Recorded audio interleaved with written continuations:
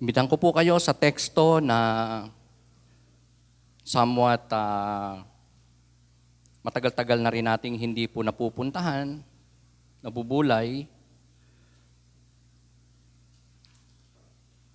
Sa Aklat ng Mga Awit, Kabanatang 27, talatang 1 hanggang 14.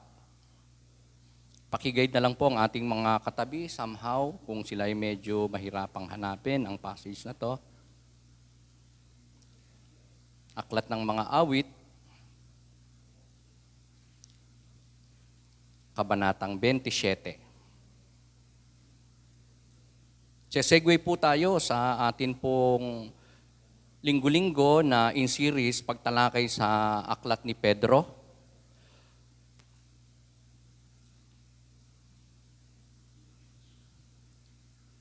Journal text po natin ito kahapon, November 1. Sa mga religiously nag-o-observe ng journal reading natin, I'm sure nabasa na natin to. Pangunahan ko pong pagbasa sa Tagalog po muna, ganito po ang nakasulat.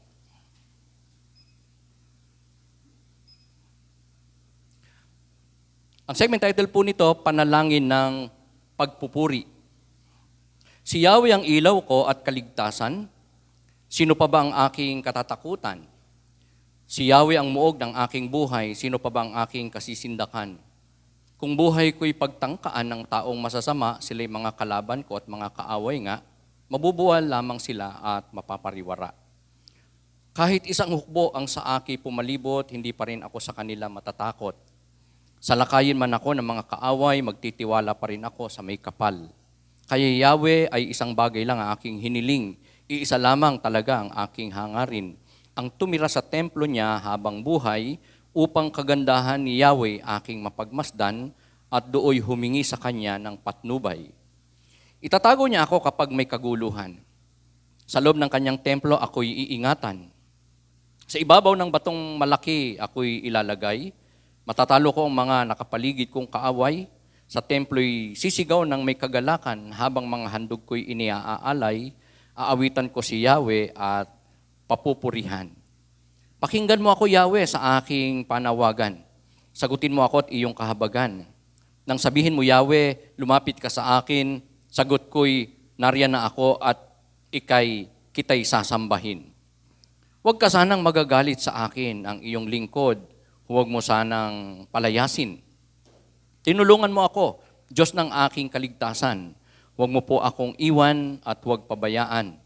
Itakwil man ako ng aking ama at ina, si Yahweh ang sa akin ay mag-aaruga. Ituro mo sa akin, Yahweh, ang iyong kagustuhan. Sa ligtas na landas ako iyong samahan, pagkat naglipa na ang aking mga kaaway. Sa mga kaaway ay huwag akong ipaubaya, na kung lumulusob ay mga pagbabanta at kasinungalingan ang dalang sandata. Naniniwala akong bago ako mamatay, kabutihan ni Yahweh aking masasaksihan. Kay Yahweh tayo'y magtiwala. Manalig sa Kanya at huwag mang hinawa. Kay Yahweh tayo magtiwala. Ito po ang mga mapagpalang salita ng ating Panginoon. I-share ko po sa inyo ang journal text po natin na to yesterday, November 1. At ang journal text natin for November ay may tema po na immersion. Ano bang ibig sabihin ng immersion? Sa atin po, meron pong tatlong hatid na ibig sabihin ang immersion. Una, sa pagbabautismo po, sa bautismo.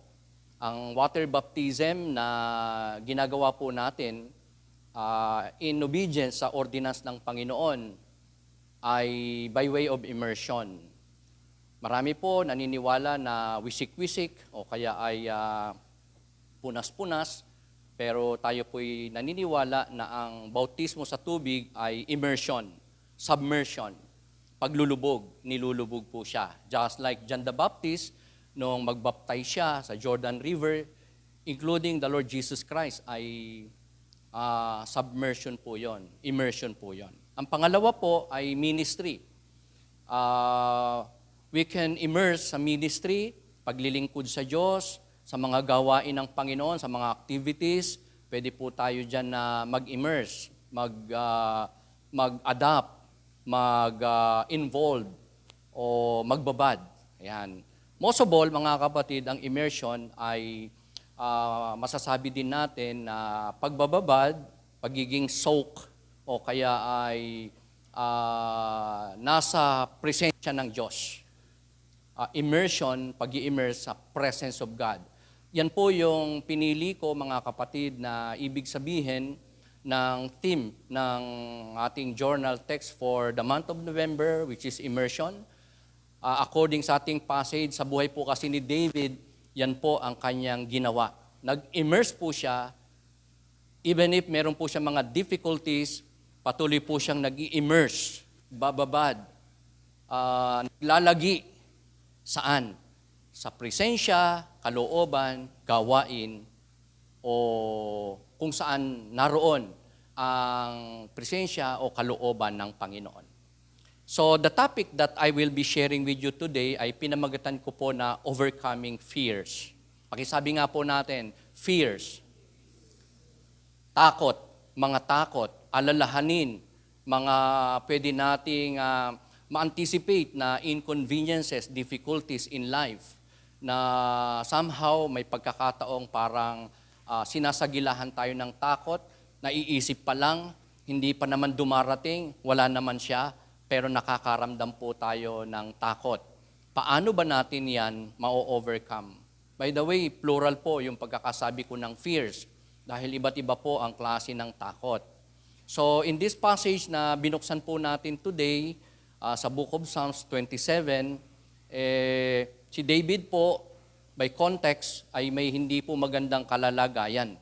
Siya po ay hindi lamang nahihirapan, may pinagdadaan ng mga inconveniences, difficulties, more so, danger.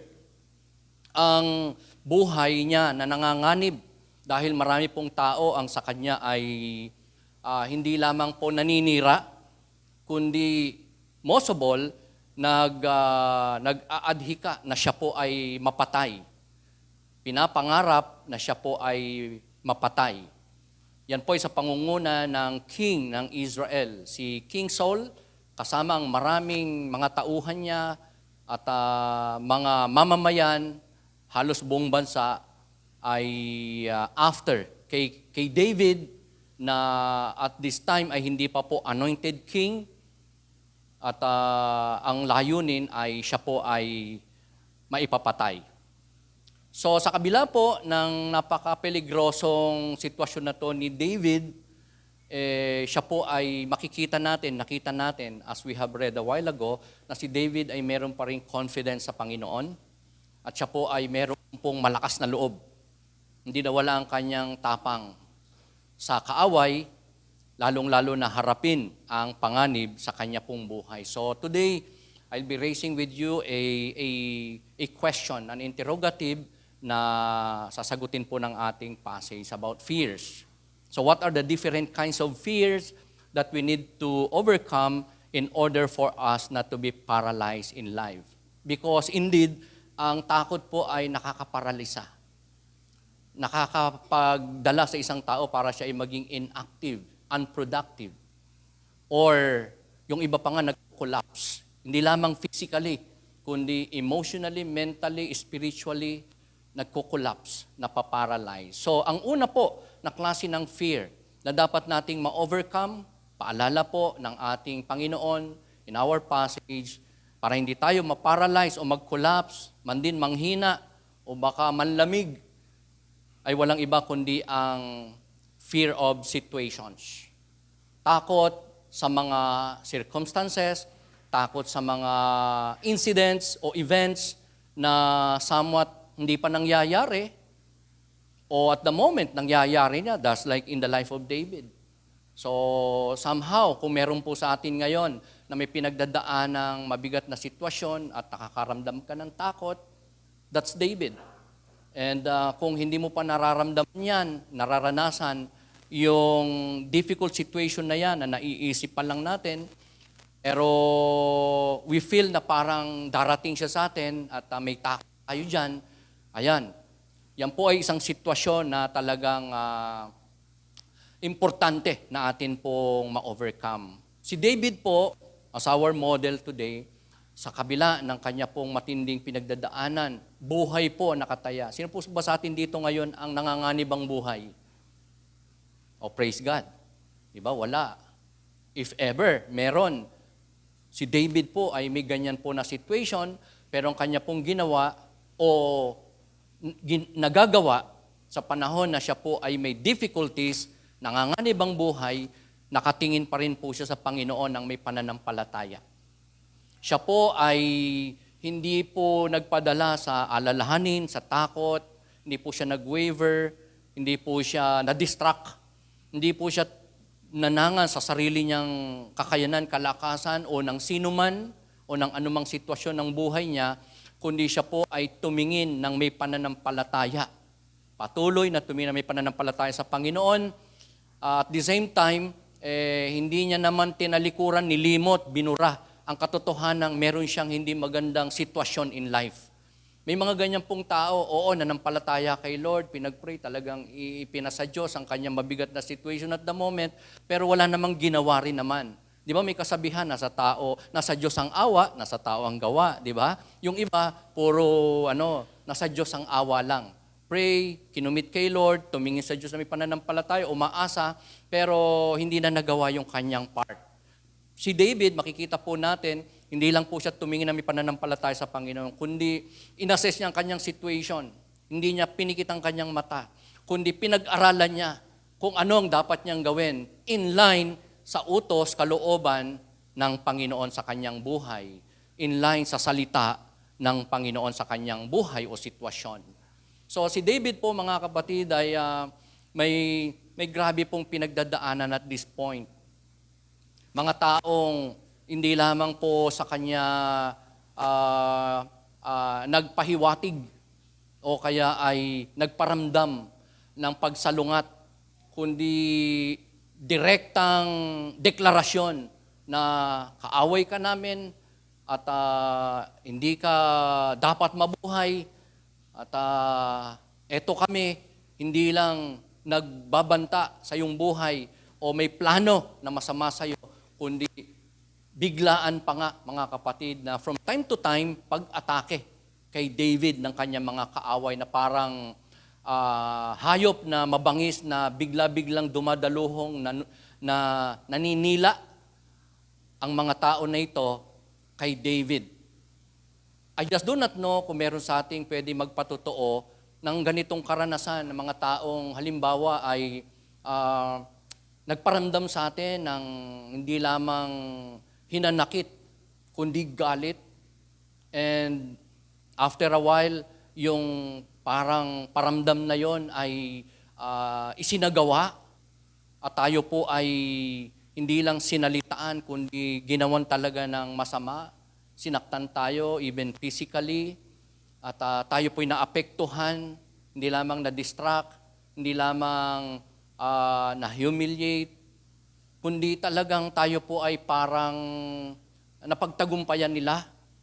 At yan po isang mabigat na kalalagayan in life, na hindi lang tayo nasasaktan, kundi tayo po ay nagkakaroon ng mga failure, kabiguan, at kawalan po ng pag-asa, bunga ng mga sitwasyon, incidents, events, circumstances dumarating sa ating buhay o parating pa lang o kaya inaakala nating darating sa atin na kung saan tayo ay maari pong mahirapan, mabigatan at magkaroon po ng pagkatalo. That is David, mga kapatid. Si David na ang sikreto ay ang kanyang confidence sa Panginoon, ang kanyang faith sa Panginoon. Paano natin nasabi yan? Kasi sa ating passage po, sinabi at nabasa natin na si David ay hindi po tumigil. In the midst of difficulties, dangers na kanyang kinakaharap, hindi po siya tumigil na mag-quiet time, mag-devotion, sumamba kay Lord, pumunta sa templo. Kung hindi siya makapunta sa templo, saan man siya naroroon, kahit na meron po siyang pinagdadaan ng dangers, difficulties, nasa presensya po siya ng Panginoon. Nagagawa niya ang kalooban ng Panginoon.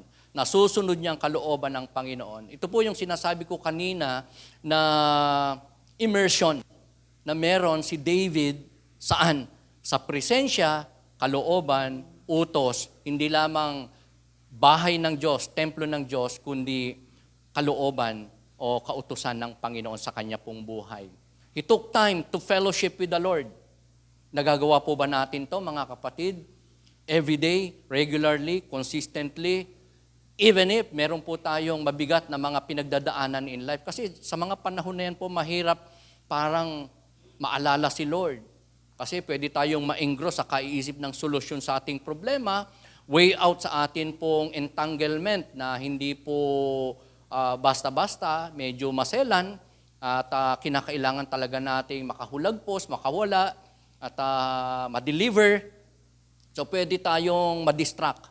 Pwedeng ibang ating maging priority.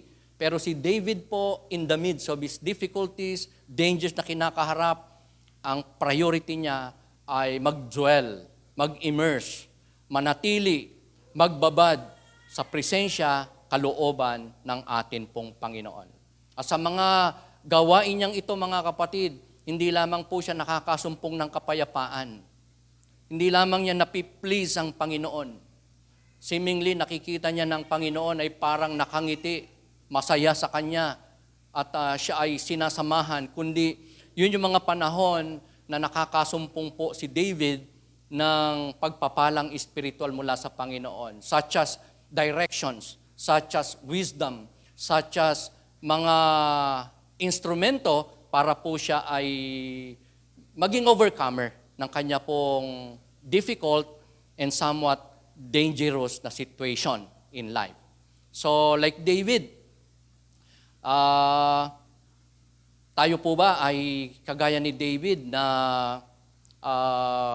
may ganong gawain o kaya ay pangangailangan in our lives today kahit na wala tayong pinagdadaanan ngayon na mabigat na sitwasyon, and sure naman, sooner or later, pwede tayong makaranas, even if wala. Lalo na kung meron tayong pinagdadaanan ngayon na sitwasyon, meron tayong alalahanin, meron tayong takot, meron tayong ina-avoid na mga kaisipan, alalahanin o parang situations in life na so possible maranasan natin.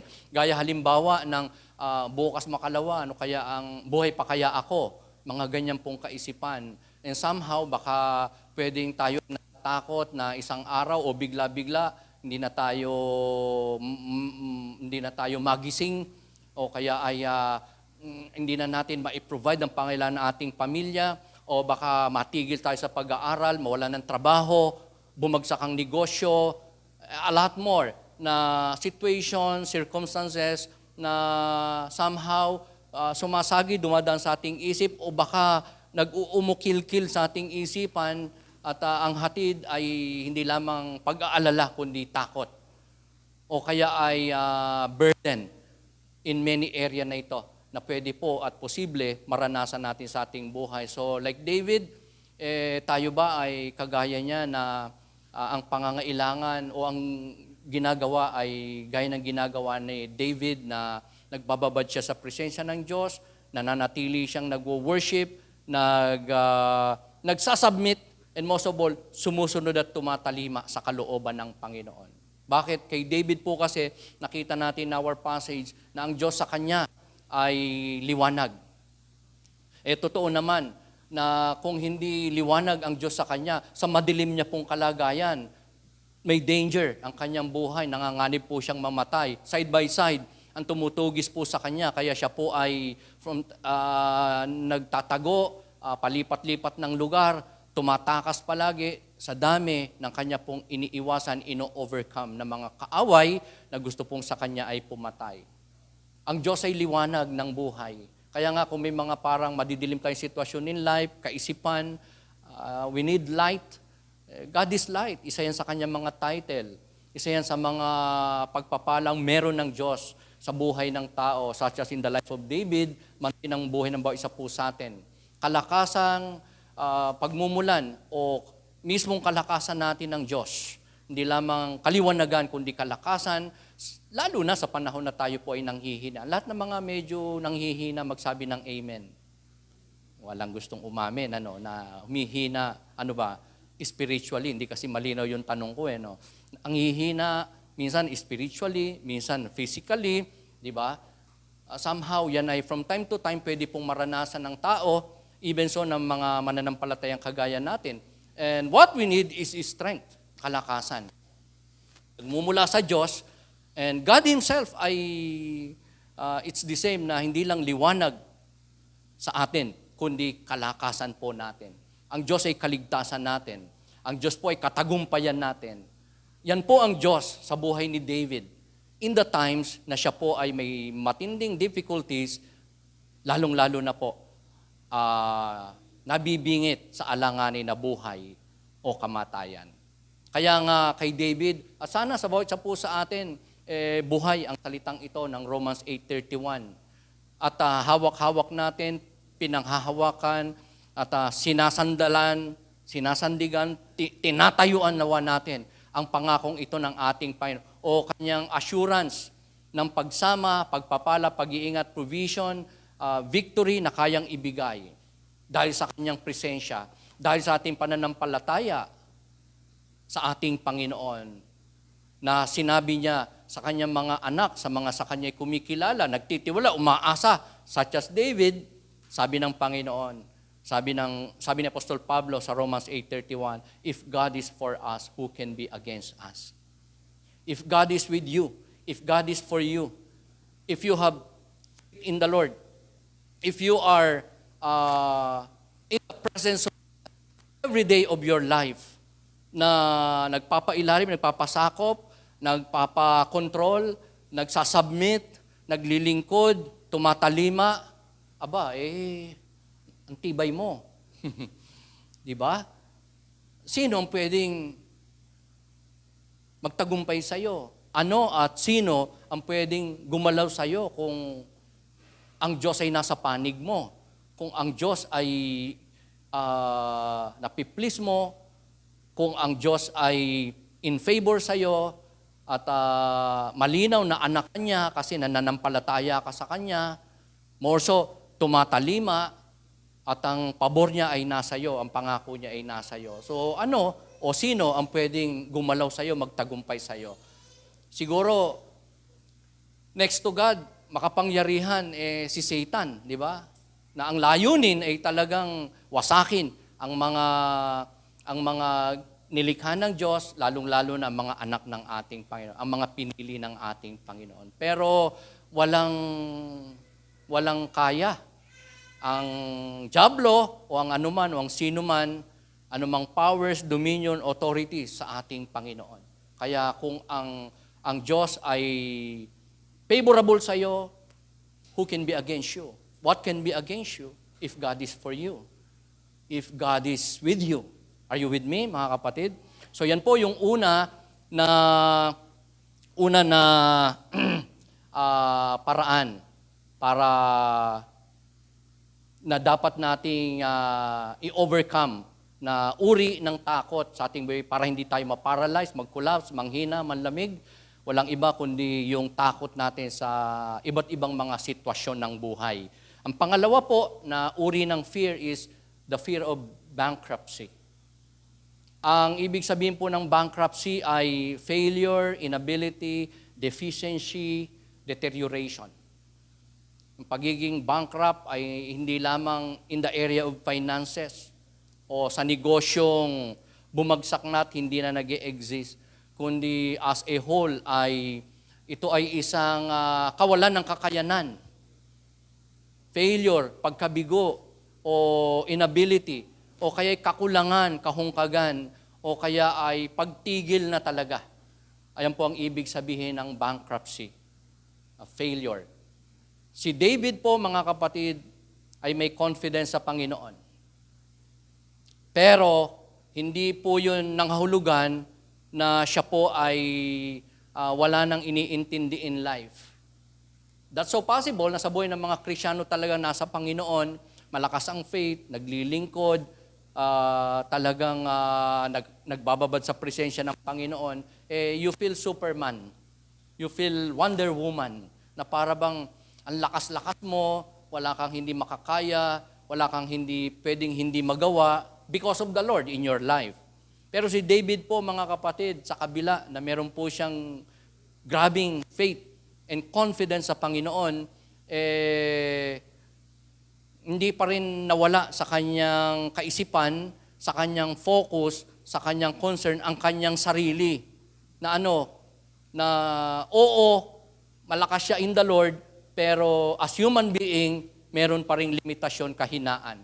Susceptible pa rin, magkasala, bumagsak, manghina, manlupaypay, makasuway sa kalooban ng ating Panginoon. Are you with me? Just like David, tayo po sa kabila ng mga pangako ng Diyos, kalakasan from the Lord,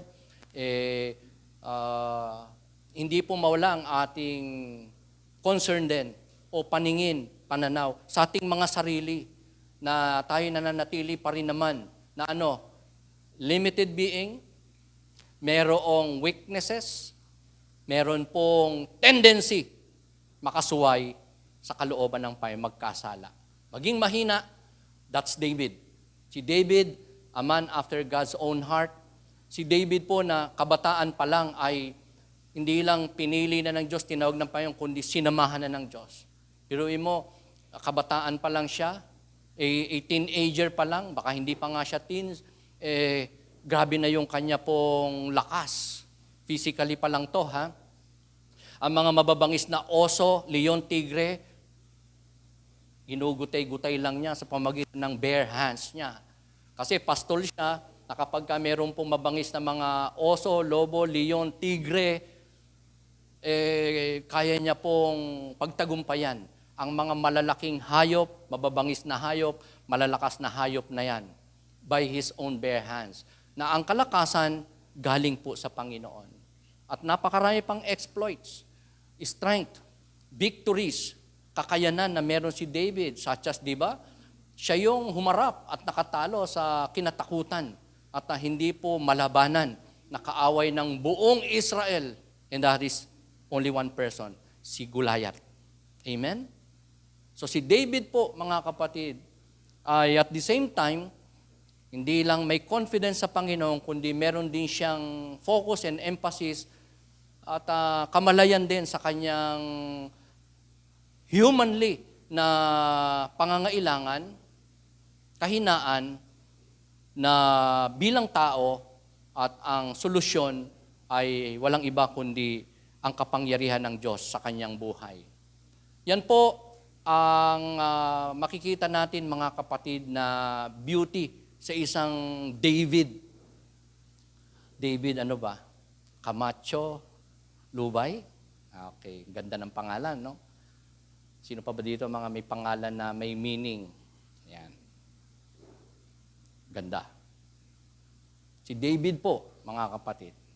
Alam niyo po, magkaiba po yung maranasan mo ang presensya ng Diyos, ang kabutihan ng Diyos, ang kapangyarihan ng Diyos, ang beauty ng Diyos sa sitwasyong meron ka ring nararamdaman on the other hand na inconveniences, difficulties, fear, somewhat hindi po magandang kalagayan in life. Somehow, kung tayo po nakaranas na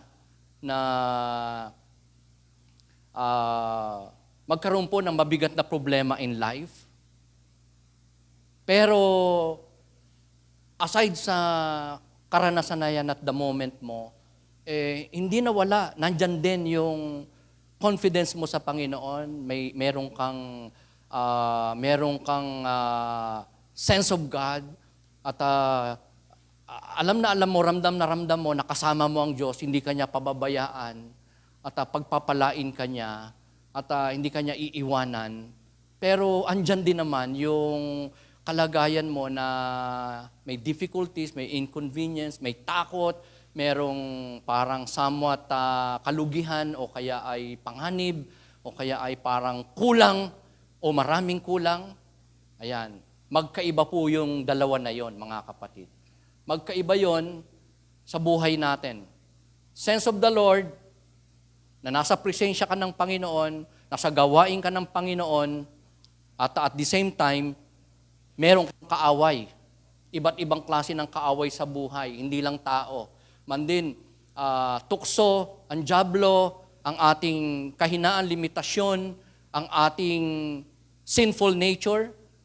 Remember, tayo po in this human body and flesh ay meron po tayong sinful nature, likas na pagkamakasalanan na from time to time ay nararamdaman natin, nararanasan natin, nilalabanan natin, ino-overcome natin. Di ba may mga pagkakataong yung dila natin parang gusto nang magmura, gusto nang manlait, gustong magsinungaling, pero ino-overcome mo lang. Di ba? Yung kamay natin, minsan may gustong gawin, di ba? Pero alam mo, masama. Pero what do we do? Nilalabanan natin at napagtatagumpayan sa biyaya ng ating Panginoon. So to sense the Lord in the sanctuary, to experience God in His house, sa gawain ng Panginoon, sa kalooban ng Panginoon, at the same time, meron kang maranasan na mabibigat na sitwasyon ng buhay, meron kang kaaway, meron kang kinakaharap na mabigat ni sitwasyon, ay magkaibang bagay. Magkaiba po sila. Yung isa ay napaka-favorable, yung isa po ay so inconvenient na maranasan. Sino po may kaaway ngayon? Walang gustong umamin pa rin. Di ba? Pero from time to time, nagkakaroon po tayo ng kaaway, kasamaan ng loob. Kahit pa wala tayong ginawang masama, di ba? Minsan may papahintulot ang Panginoon ng mga tao na nag-o-oppose sa atin, naninira, o kaya ay may ginagawang masama, sinasabing masama, hindi totoo. Minsan din naman dahil bunga ng atin pong pagkukulang, kasalanang nagawa, kaya meron po tayong nagiging kaaway. Amen po ba? Ayan. So, magkaibang bagay po yung kalagayan ito ni David, na may sense of God siya, may nararanasan siya sa Panginoon na mabubuting bagay, presensya ng Diyos, kapangyarihan ng Diyos, provision ng Diyos, but at the same time, meron po siyang hindi magandang sitwasyon. Mayroon siyang mabagsik at sobrang hirap harapin na kaaway. And that is the king himself, hari. Sino po ba sa atin dito may nakaaway na medyo, hindi pangkaraniwang tao, impluwensyang tao, mataas ang posisyon sa lipunan o sa buhay, baka sobrang yaman o influential, matalino, etc. Talagang medyo pwede kang matakot. Di ba? Hindi magandang sitwasyon dahil parang, humanly speaking, parang masasabi natin, wala akong panalo sa taong to. Kaaway ko, kumakalaban sa akin. Di po ba? Pero si David, iba. May sense of God siya, may experience of God, may confidence sa Diyos, at malakas siya at courageous dahil sa Lord. Pero nakikita rin niya na siya ay mahina, may kahinaan, may limitasyon, at literal na kita niya ang mga nasa harapan niyang mga kaaway, mga problema, mga matitinding sitwasyon. So, anong ginawa ng isang David? At maganda maging modelo po natin today. David cried out to God. Siya po ay hindi lamang pag may problema, may mabigat na sitwasyon ng buhay, nanganganib ang buhay. I believe even if siya po ay hayahay, may magandang kalagayan sa buhay, walang problema, ay patuloy po na lumalapit sa ating Panginoon. Nananalangin, umaasa, sumasamba, nagpupuri, at tumatalima sa kalooban ng Panginoon. Lalo na kapag may hindi po magandang sitwasyon in life. Just like David, may danger na kinakaharap, may maraming gustong pumatay sa kanya, ano po ang kanyang ginawa? Tumaghoy sa Panginoon. Lumapit sa Diyos. Manalangin sa Diyos. Umasa sa Diyos. Magsumamo sa Diyos, magmakaawa sa Diyos. Sino po sa atin ang ganyan? Kapag kami mga mabibigat na sitwasyon ng buhay, andun yung talagang lahat na yata ng posisyon sa pagpipray na gagawa natin. Nakaluhod, nakatira pa,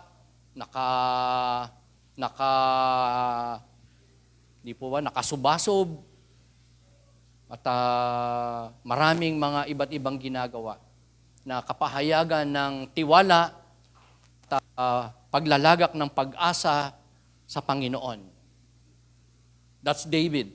And the Lord answered him.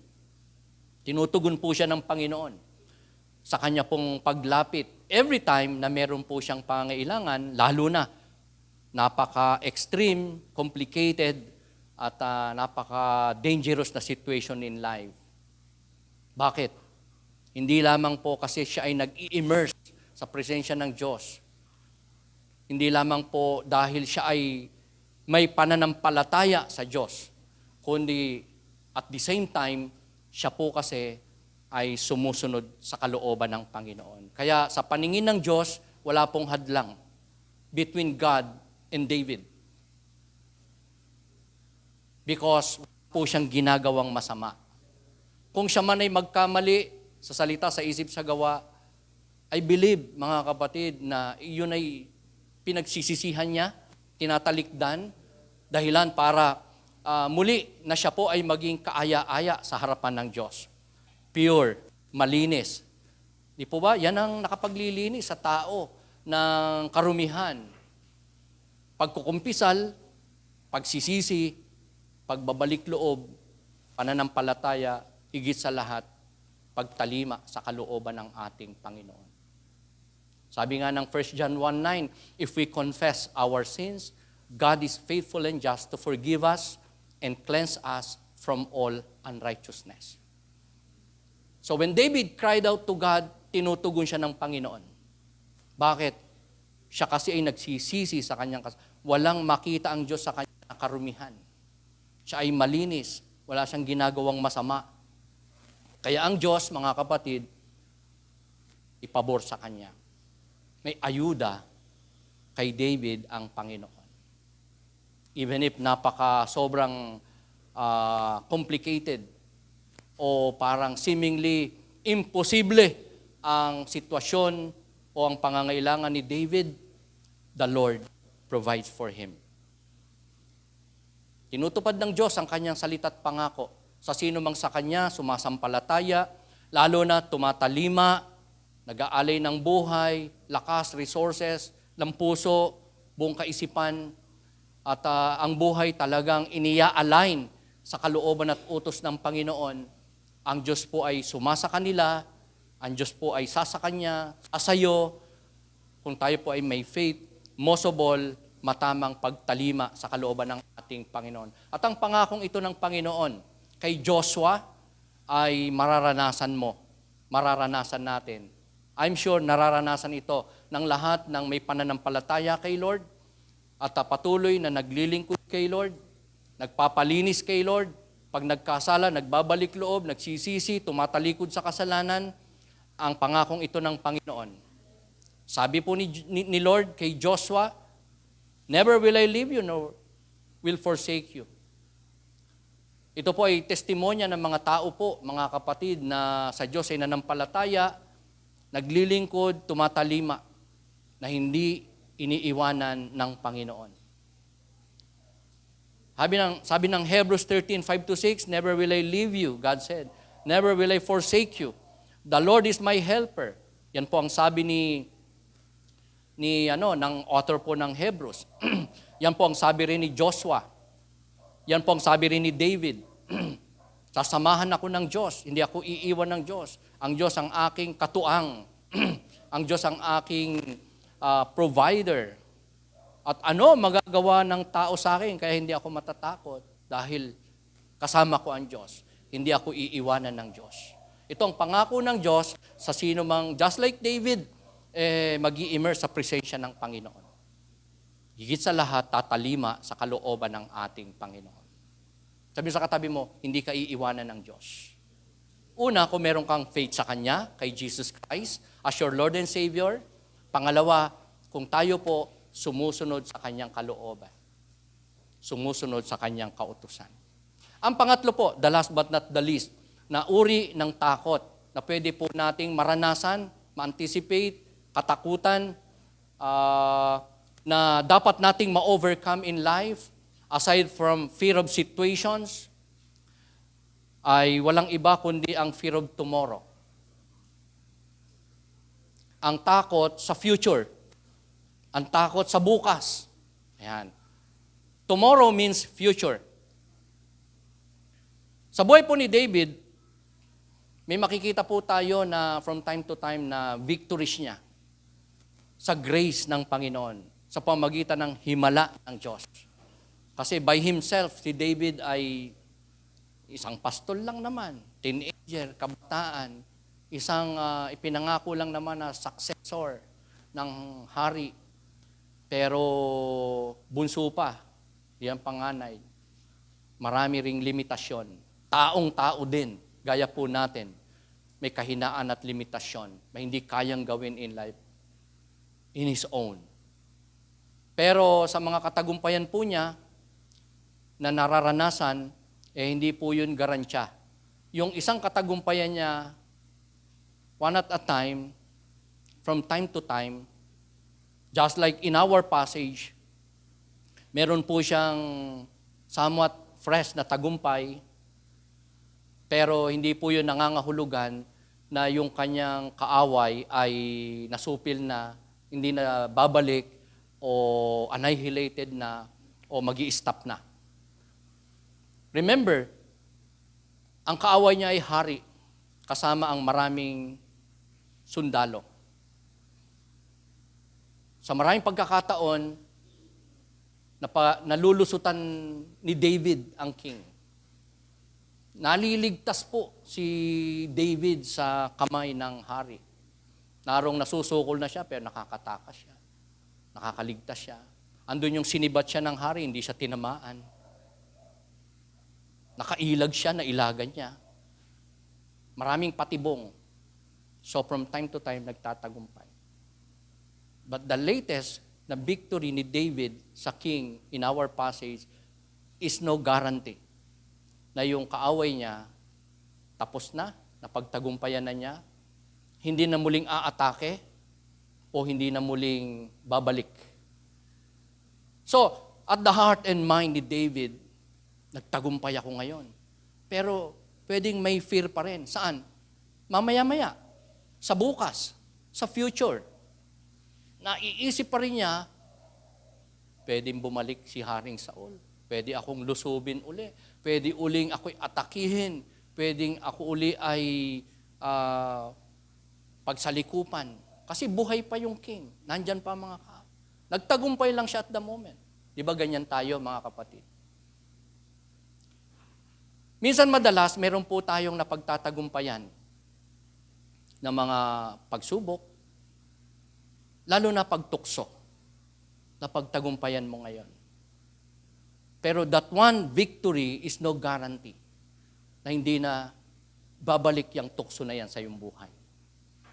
Malaki ang tendency, possibility na maulit yung same testing, same trial, lalo na kapag ka ang napagtagumpayan mo na tukso, pagsubok o kasalanan, matagal mong naipamuhay, naging habit mo yan, at kamakailan lang tayo na-deliver, kamakailan lang natin napagtagumpayan, no guarantee. Halimbawa, sa paninigarilyo. Kung nanigarilyo ka ng let's say 5, 10 years, 20 years, tapos napagtagumpayan mo lately, nakakaisang buwan ka na, that single victory mo in that area is no guarantee na hindi na yan babalik. Somehow, pwede ka pa rin matukso. Pwedeng may gamitin ng dyablo sa'yo. O kaya ikaw mismo makaramdam ka isang araw na gusto mo pa uling mag-smoke. Amen? There's no guarantee. Kung tao ang kaaway natin, temptation natin, tukso sa ating buhay, it's the same, pwede po. Na kung napagtagumpayan mo siya kahapon o isang buwan, kanina, ngayon, no guarantee. Natitigil na ang kaaway, ang dyablo, para gamitin yan, ang bisyo, ang tao, ang kahinaan, ang kasalanan sa iyong buhay. So, there can be fear of future. Sa buhay ni David, somehow, yung enemy niya parang nag-retreat, umalis, natalo niya at the moment. Pero meron siyang kaisipan, somehow, fear, re-rest back. Kaya, mga kapatid, tama yung sabi ng Biblia. Huwag nating sabihin tayo nakatayo. Baka tayo mabuwal. Huwag tayong magmalaki dahil maaring sooner or later, maya-maya, baka hindi natin alam ang ating gagawin, baka malito tayo, makonfuse tayo, baka hindi na natin magawa yung dati nating kayang gawin, magkabisala ang ating pong decision making, ang ating kakayanan, ating skill. Sino po sa atin yung meron kang gawa na dati mo nang talagang, kayang-kaya mo na, kahit nakapikit, magagawa mo. O, sa mga basketball player. Diba? Meron kang steps maybe, meron kang somehow parang skill na talagang master mo na. Pero bakit? Hindi ko nagawa yun. Sumablay ako dun. Are you with me? Kaya mahirap magtiwala sa sariling kakayanan. Sa katagumpayang isa, no guarantee na hanggang dulo ay secure na tayo, matagumpay. Apart from the Lord especially. So, kapatid, tayo po ay napaka-susceptible sa mga kaaway ng ating katawan, ng ating isip, ng ating buhay, ng ating kaluluwa. And that is Satan, the devil. Kaya kailangan nating, just like David, meron pong kalakasan na nagmumula sa atin pong Panginoon. Hindi nananangan sa sariling kakayanan dahil from time to time, meron po talagang ipe-permit ang Diyos na somewhat makakaaway po ng ating mga sarili, ng ating isip, ng ating puso, ng ating pong kaluluwa. So let us be watchful. Sabi mo sa katabi mo, maging maingat ka at mapagbantay. Yan. Be vigilant. Because the devil is like a roaring lion na naghihintay lang para makapanila. Ganyan po si Satan o ang Diablo. Nakaabang. Mamaya po, paglabas natin dyan. O baka dito pa lang, pwede nang tayo po ay parang i-deceive ng ating sarili, ng Diablo, para magkasala, para maibagsak, para po mahadlangan sa pagsunod sa kalooban ng Panginoon. Kaya kailangan po natin maging watchful. Okay, so let us be watchful after the victory as before the battle. Sino po sa atin yung kapag ka meron kang gagawin, may mission ka, meron kang parang somewhat malaking activity, o parang, di ba, ang preparasyon mo matindi. Kung mag-pray ka, ang tindi. Baka nagpa-fasting ka pa, nagpapatira pa, lahat ng discipline gagawin mo. In preparation sa kinakaharap mo na gusto mong ma-achieve, mapagtagumpayan, magawa in life. Pero after mo na mapagtagumpayan yon, magawa na yon, magtagumpay ka, after that blessing, anong ginawa natin? Tayo ba ay it's the same na kung paano natin idinulog kay Lord, pinaghandaan, naghanda tayo, ginawa ang lahat, ang kalooban ng Diyos, kaya tayo nagtagumpay. It's the same ba na passion, yung ating pagpapasalamat kay Lord, pagbibigay ng papuri sa Kanya, o malamig na tayo because that's it. Tagumpay na ako. Answered prayer na ako. It's okay. Pero ibang usapan, yung after mo na ma-receive yung hiniling mo kay Lord, magawa mo yung kalooban niya, at talagang ma-attribute mo sa Diyos na kundi dahil sa Kanya, wala ka sa kalagayan na yan, hindi mo yun ma-accomplish, hindi mapapasa iyo ang gusto mong mapasa iyo, hindi mo mararating gusto mong marating, after maganap ang mga ito, after katagpuin ng Diyos ang pangailangan mo, ang panalangin mo, ganun ka rin karubdob na lumapit muli kay Lord. After na naging blessed ka ng Sunday service, tapos before service kanina, grabe yung pagluhod mo, grabe yung pagsusumamo mo kay Lord, na pagpalain ka, magawa mo yung mission mo, magawa yung kalooban ng Diyos, bukas, kaya mo pa rin bang gawin? The same passion, the same commitment sa Diyos na hindi lang magpasalamat, kundi magpuri at talagang maging masaya at magbigay talaga ng magpag-aalay sa Diyos ng puso na pagkilala dahil nagkaroon tayo ng katagumpayan, ng mga blessing, or nagiging na tayo, parang complacent na, hayahay na, after na ibigay ng Diyos, papagtagumpayin tayo. Hindi na natin magawa yung bago natin maranasan yun, lumuhod, umiyak pa nga tayo. Pero kinabukasan, after na ibigay na ng Diyos, after a while, binigay ng Diyos, hindi natin magawang umiyak din naman sa tuwa. At tumulo ang luha, talagang maging sincere na nagpapasalamat sa Diyos, binibigay ang kapurihan sa atin pong Panginoon. So let us be watchful after the victory as before the battle.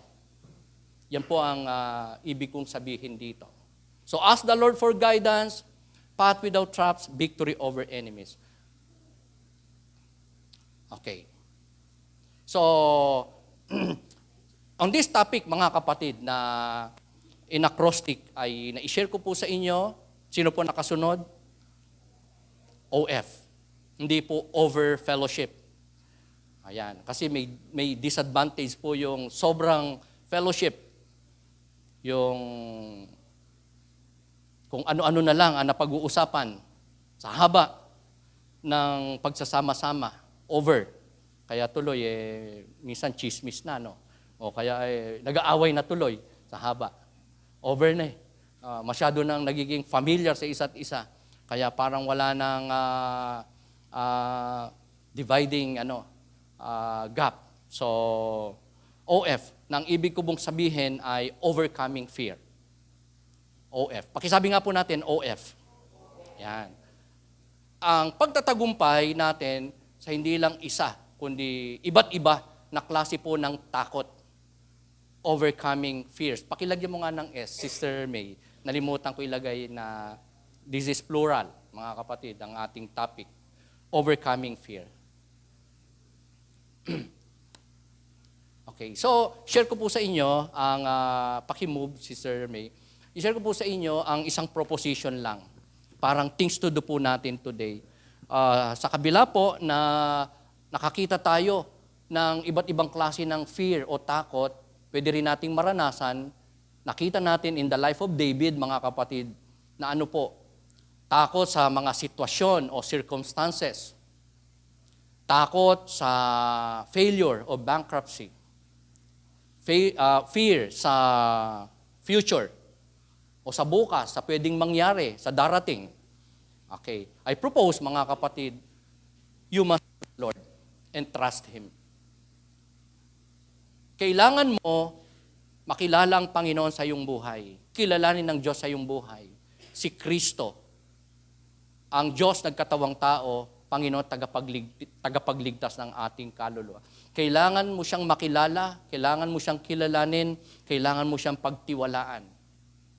Siya lang ang pwedeng completely makatulong sa iyo. Especially para ma-overcome mo ang maraming difficulties in life, especially danger in life. Kasama na ang iba't ibang klase ng takot. Iba't ibang klase ng takot na ating napag-usapan today. He will help you overcome the fears na napaka-destructive dahil nakaka-paralyze. Pwede kang mag-collapse. Pwede kang ma-blackout pag natakot ka. Amen po ba? Sa basketball, ganyan Kasi marami tayong players ngayon. No? Pagka kinabahan ka, baka di ba, yung tirang kayang-kaya mo, pwede maapektuhan. Amen? Sa ating buhay spiritual, it's the same. Meron tayong, sa ayaw at sa gusto natin, baka maramdamang takot. Pero kung kilala mo ang Diyos, may tiwala ka sa Diyos, kay Kristo, matutulungan ka niya na ma-overcome mo ang takot. Para hindi ka ma-paralyze, hindi ka mag-collapse, hindi ka masira, hindi ka manghina, hindi ka mawasak, hindi ka mabigo. Can we say amen? Sapagkat ang Panginoon ay makapangyarihan, mahabagin, bukal ng lahat ng mabubuting bagay na kailangan natin in this life. So, naalala ko lang isang quote, mga kapatid, na nagsabi, nasa song po itong quote na to. Lyrics din po ito ng isang song that says, "We do not know what the future holds, but we do know who holds the future." Hindi natin alam kung anong pwedeng mangyari mamaya, bukas, sa hinaharap. Pwede tayong humula base sa ating sariling kaalaman, pwede tayong humula based on the scripture, pero we're not sure kung kailan, kung saan, at kung paano. Most likely, we are uncertain sa pwedeng mangyari. Kung may competition mamaya na basketball, hindi natin alam kung sinong mananalo. Are you with me? Hindi tayo nakakatiyak. Lalo na yung ating hinaharap, yung ating bukas, yung ating future. What is certain?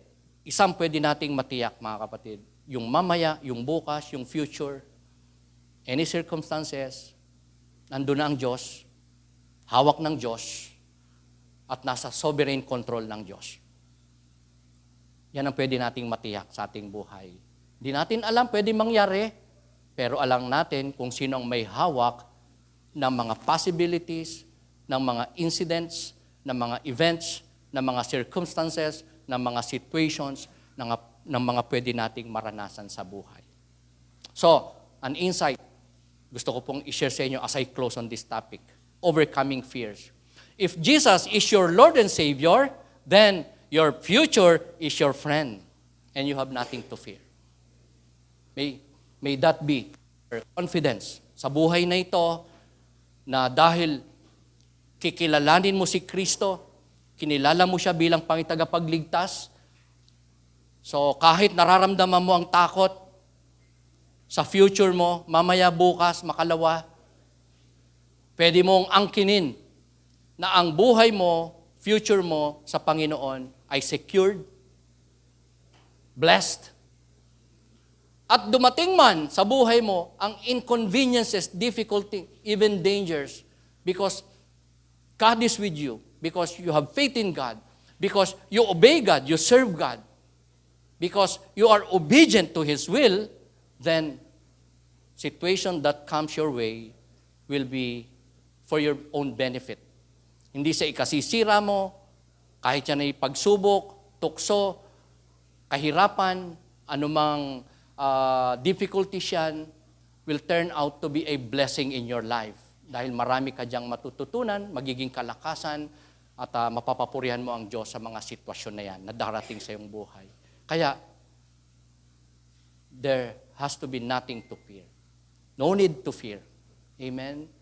Overcome natin yan sa pamamagitan ng atin pong pananampalataya at pagtitiwala sa ating sa kanyang mga salita at pangako sa ating mga buhay, because ang nagsalita at nangako ay Diyos. Hindi nagsisinungaling, makapangyarihan, mahimala, mabuti, hindi nagbabago, nagsabi na hindi kita iiwanan, hindi kita pababayaan.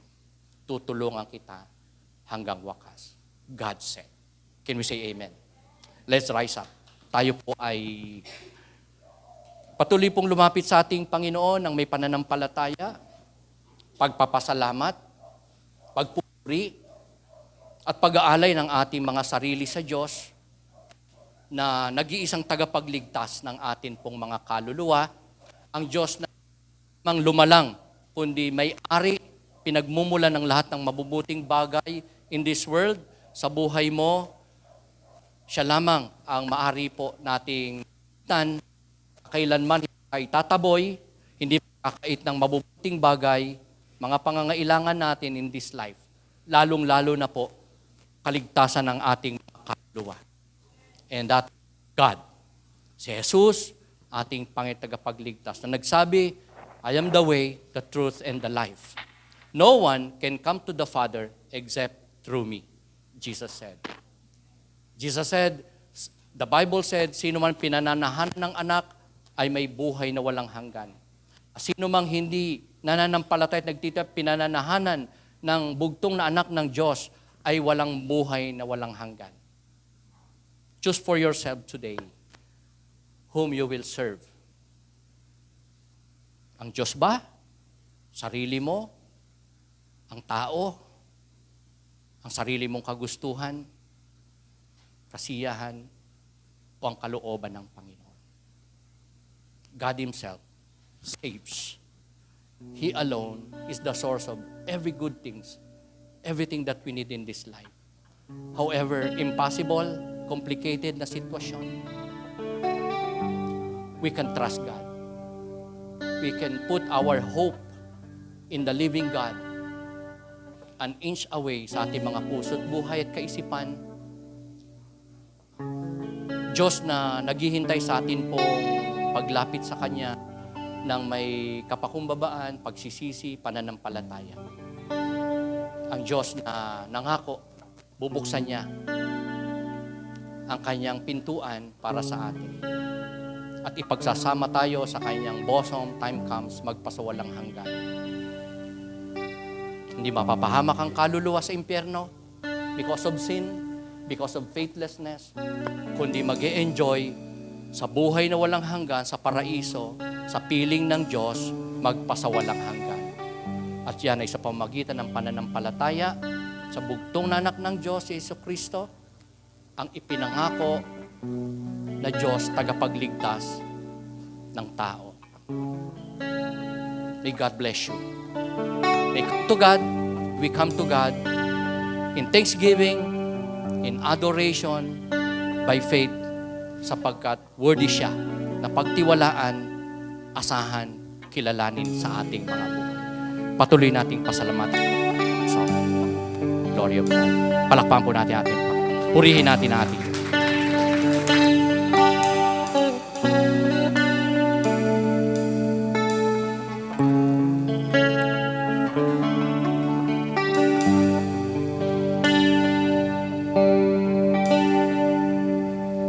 We were in the darkest night and wondering if our eyes would ever see the light. You were there, Lord, when we were in the stormy gale, and wondering if we ever live in peace again. You were there, Lord, you were there in the storm, you were there in the fight, you were there all the time. We praise you, God. We praise you, the God of our yesterdays. We praise you, the God